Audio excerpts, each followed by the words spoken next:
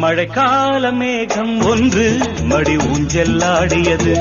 இதற்காகத்தானே அன்று ஒரு ஜீவன் வாடியது.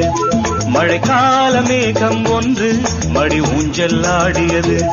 இதற்காகத்தானே அன்று ஒரு ஜீவன் வாடியது. இத்தனை காலம் சித்திர பெண்ணை பார்வை தேடியது. ஒரு பாடல் பாடியது, அதில் ஊடல் கூடியது.